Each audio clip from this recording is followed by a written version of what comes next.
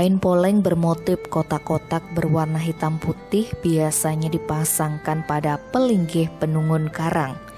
Selain pelinggih, kain poleng juga biasanya dipasangkan pada pohon yang dipercaya memiliki kekuatan magis. Menurut ide Pandita Empu Jaya Asita Santioga, kain poleng menyiratkan makna tentang Ruwa Binede. Ada beberapa jenis kain poleng. Pertama, kain poleng yang mewakili Ruwa Binede, yaitu hitam dan putih.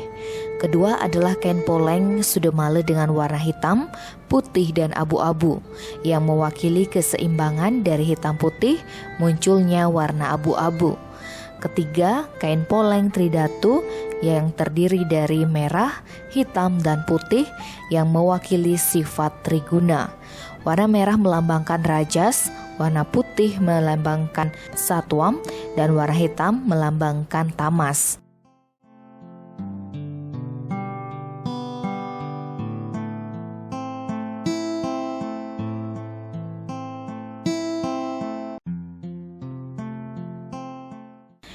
Menurut ide Pandita Empu Jaya Asita Santioga, makna penggunaan kain poleng sebagai tanda kekuatan untuk perlindungan dan apa adanya.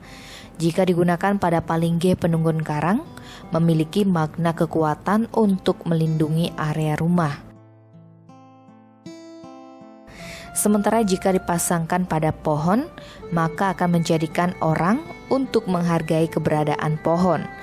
Orang akan berpikir jika ingin menebang pohon yang dipasangkan kain poleng.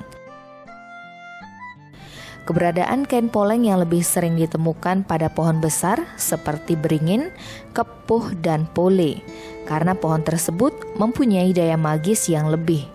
Jika ditelisik di balik itu semua, pohon besar juga menjadi lebih familiar dilingkarkan kain poleng karena punya daya serap air yang besar.